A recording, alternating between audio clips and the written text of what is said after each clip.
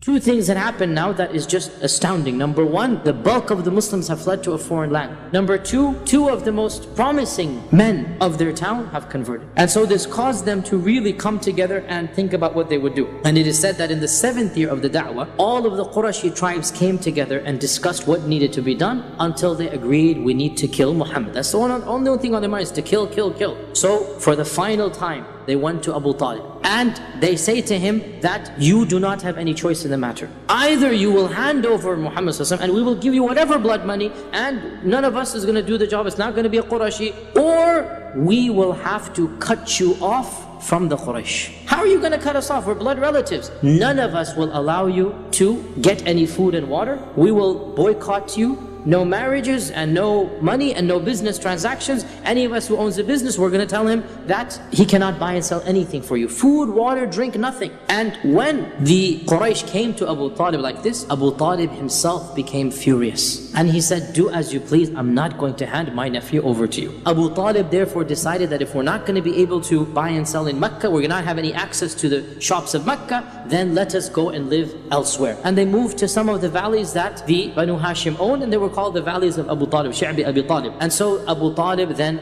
left to live in that valley, and every single person from the Banu Hashim and the Banu al-Muttalib, they voluntarily went into what is called the famous boycott. And in order to solidify this, the Quraysh came together and wrote a pact amongst themselves. What is the treaty? Nobody will buy and sell to the Banu Hashim. Nobody will marry into or from the Banu Hashim. Nobody will basically socialize with the Banu Hashim. So it is a boycott of an economic, a political, a social level. And they wrote a treaty and they hung it inside the Kaaba, and of course nobody entered the Kaaba. So they locked the door and it was inside the Kaaba. It is said that Bu'ayd ibn Amr was the one who wrote this treaty, and the Prophet made dua against him and his hand became paralyzed until he died. And so for 2 or 3 years they lived in this abandoned basically valley, eking out an existence, getting rainwater, eating from the shrubbery and the leaves. Bilal says that we began defecating like goats defecate. Droppings. Our droppings couldn't be told different from the goats. And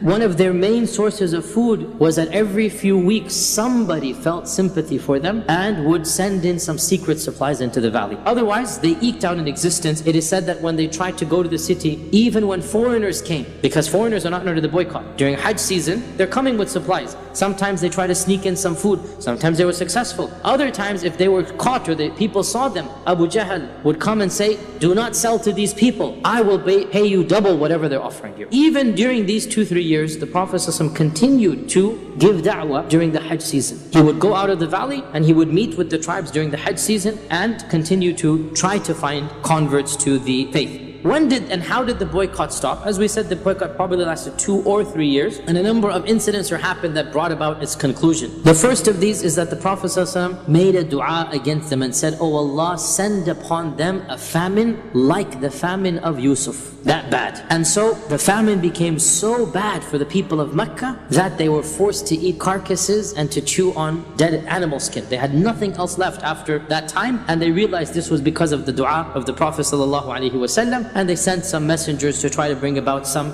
reconciliation. The second incident is that some of the people of Quraysh whose hearts were softer, we already said this, they decided that they should do something to break the pact. And so the main one here was Hisham ibn Amr. Hisham ibn Amr felt that he needed to do something. So he called his friend Zuhair ibn Abi Umayma, and they said, what can we do to bring about an end to this boycott? So they said, first thing we need to do is to bring about all of the people who are sympathetic, get them together. So they thought, who can they invite? And they invited Mut'im ibn Adi, number 1 on their list. Mut'im ibn Adi, let's bring him in. Abu al-Bukhtari ibn Hisham, other people, 3, 4, 5 people whom they knew did not like the boycott. And then they said, what can we do? What plan can we do? So Zuhair said, I have a plan. The next day, they went to the Kaaba and they all seated where they usually sit. Everyone goes to his place in this corner, that corner, that corner. So Zuhair stood up and he said, for how long are we going to starve our own kith and kin to death? Abu Jahl became furious. Who do you think you are? We all agreed to this treaty. So when he said this, Hisham stood up. No, I didn't agree. You agreed. This is your idea. What do you mean it's my idea? We had a meeting here. Mut'im Mut'im stood up. No, we didn't. This was something you forced on us, right? I didn't force it on you, we all agreed. Then the fourth one, Abu Bakhtari stood up, right? So one by one, every single person planted strategically around the Nadi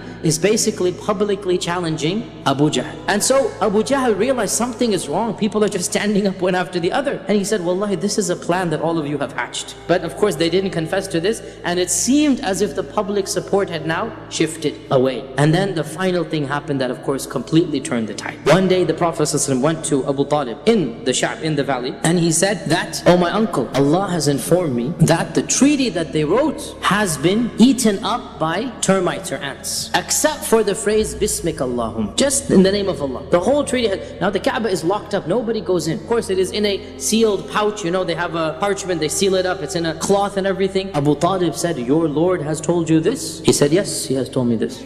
Abu Talib said, I will stake my whole case on this. He said, yes, stake it on this. So Abu Talib then, for the first time since the enactment of the treaty, marched back with a group of basically non-Muslims of the Banu Hashim, and he said, oh my people, let's forget about everything, let's just bring out this treaty and let's see if we can reach a negotiation and deal. So they became happy that maybe you're going to agree to hand over the Prophet. So they took out the treaty from it's still in the capsule or still in the cloth, right? And they put it here. Now Abu Talib said, my nephew has informed me that his Lord has told him that the treaty is no longer in existence. Everything has been eaten except Bismik Allahum. So my challenge to you is, Abu Talib stakes it all on his iman in the Prophet telling the truth. My challenge to you is, if that is the case, then let us be and we'll return to Mecca. And we'll ignore the whole incident basically. And if it's not, then I'll hand over him to you instantaneously. Do with him as you please. So they said, well, of course, I mean, it seems obvious to them. Why would that possibly harm them? And so they opened up the bag, they opened up the cloth, and lo and behold, there was no treaty except for the phrase, Bismik Allahum. And they were infuriated. They said this is of the sihr or magic that he's done, but they couldn't do anything because the promise had been given, and therefore this allowed them to return back to Mecca, and this was what caused the treaty to be annulled. We learned that the Prophet and the Sahaba, they returned back to Mecca probably around the 10th year of the da'wah, when the Prophet was around 49 years old. They finally returned to Mecca around 2.5 to 3 years before the hijrah of the Prophet sallallahu alaihi wasallam.